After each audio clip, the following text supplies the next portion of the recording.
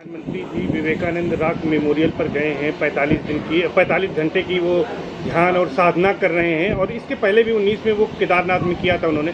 विपक्ष इसको लेकर हमला कर रहा है, लेकिन इसका धार्मिक क्या महत्व है? प्रधानमंत्री जी स्वयं को सेकुलर नहीं सिद्ध कर रहे, धार्मिक सिद्ध कर रहे। उनका हृदय परिपुष्ट है, अच्छी बात है। स्वयं को धार्मिक सिद्ध करें, आध्यात्मिक सिद्ध करें, बहुत अच्छी बात है। लेकिन प्रामाणिक जो आचार्य हैं उनको दबाने का कभी साहस न करें, प्रयास न करें। क्या किस तरीके की साधना होती है, इससे किस तरीके का फल, आध्यात्मिक, इसका धार्मिक महत्व? ऐसा है, कोई भी साधन हो उसके 3 फल होते हैं। चित्त की शुद्धि, फिर समाधि, उसके बाद तत्व ज्ञान से मोक्ष। धर्म ते विरत, योग ते ज्ञान, ज्ञान मोक्षप्रद वेद वखाना, दानम स्वधर्मो नियमो यमश्च श्रुतं च कर्माणि च सद्व्रतानि सर्वे बनो निग्रह लक्षणांतः परो ही योगो मनसा समाधि। कर्म योग का फल है चित्त शुद्ध हो जाना, उपासना योग का फल है चित्त समाहित हो जाना, ज्ञान योग का फल है मोक्ष मिल जाना। 3 फल हैं। बाकी जो साधन होते हैं रिद्धि सिद्धि के लिए भी होते हैं। जिस संकल्प के निमित्त किया जाता है उसकी प्राप्ति हो जाती है, पूर्ति हो जाती है। वही जाती है। जैसे गणित में ज्योमेट्री आदि में साध्य होता है, उसकी सिद्धि प्रोसेस के द्वारा होती है या नहीं? क्या जैसे ज्योमेट्री का थ्योरम नंबर 2 है, अंत में क्या लिखा है? Part can not equal to its whole, therefore our supposition is wrong. हमने जो कल्पना की वो व्यर्थ गई, क्योंकि एक अंश अपने अंशी के बराबर नहीं हो सकता है। साध्य की सिद्धि के लिए तो साधन होता है, प्रोसेस या मेथड है। साध्य अहिंसा की प्रतिष्ठा किसी के जीवन में है तो उसकी उपस्थिति से आपस में लाग डाट रखने वाले भी वैर का त्याग कर देंगे। सत्य की प्रतिष्ठा है तो उसकी वाणी यथावत हो जाएगी। अस्तेय की प्रधानता है, किसी के धन की चोरी नहीं करता तो उसके पास रत्नों का भंडार हो ही जाएगा। ब्रह्मचर्य की प्रतिष्ठा है तो पर्याप्त बल उसको मिलेगा। अपरिग्रह की प्रतिष्ठा है तो पूर्व जन्म की स्मृति होगी। इसलिए यम का, नियम का, आसन का, प्राणायाम का, धारणा का, ध्यान का, समाधि का फल है। फल का मतलब है उपलब्धि।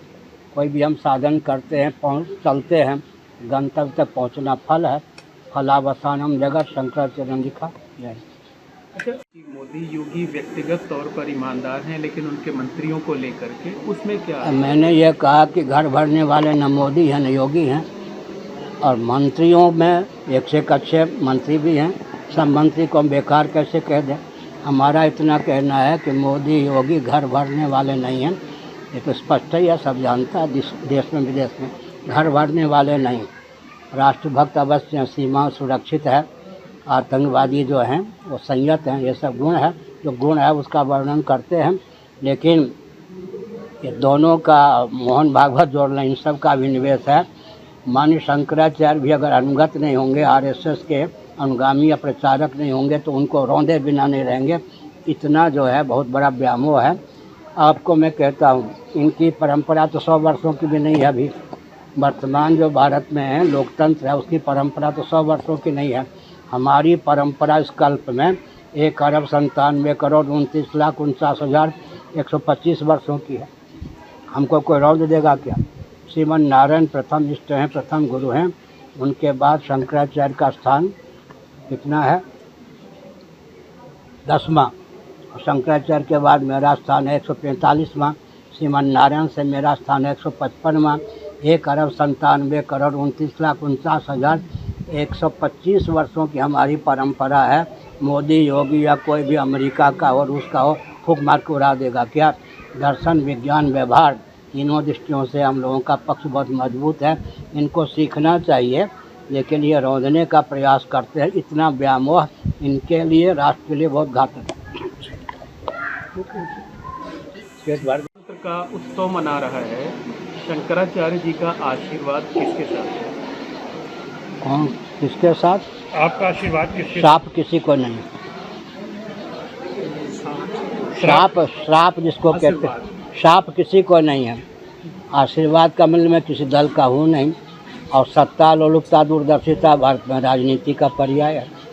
लेकिन तमाम संत महात्मा कहते हैं कि जो राम को लाए हैं हम उनको लाएंगे। अब संतों के कितने भेद हैं? सपाई संत, बसपाई संत, भाजपाई संत, कांग्रेसी संत, ये सब हैं या नहीं? राम को लाए हैं तो उसका लाभ तो उठ गया। अगर राम जी प्रतिष्ठित हो जाते तो भी भाजपा को से मिलता ही, लेकिन शास्त्रीय मर्यादा का अतिक्रमण करके जो राम जी की प्रतिष्ठा की उधर तो ध्यान नहीं जाएगा। ऐसे वालों का शास्त्र में विधि निषेध है या नहीं? राम जी की प्रतिष्ठा भाजपा के शासनकाल में होती तो से तो मिल ही जाता, लेकिन गर्भगृह में घुस करके मोदी जी ने जो प्रतिष्ठित किया, शास्त्रीय मर्यादा का उल्लंघन किया, आधा तितर आधा बटेर। अगर ब्राह्मण होकर भी वो प्रधानमंत्री होते तो अभी इस श्रेय से अपने को दूर रखते तो से मिलता। ज़्यादा श्रेय लेने के लोभ में अब तो क्या हो रहा है, खतरा भी है। 45 घंटे की फिर तपस्या का फल। अरे तपस्या जो भी करे उसको फल मिलता ही है। तप के 3 भेद हैं, तामस, सात्विक, राजस। गीता का 17वां अध्याय पढ़िए। जिस कोटि का तप होता है उस कोटि का फल मिलता है। तप के द्वारा ही तो बल और वेग की प्राप्ति होती है। जो अच्छा ही है किसी में उसको अच्छा मानना चाहिए।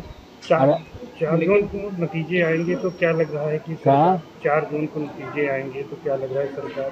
मैंने इस पर ध्यान ही नहीं दिया कौन सी पार्टी आएगी कौन सी नहीं आएगी। संभावना लोग कहते हैं जो अभी केंद्र में सरकार है उसी की सरकार बनेगी।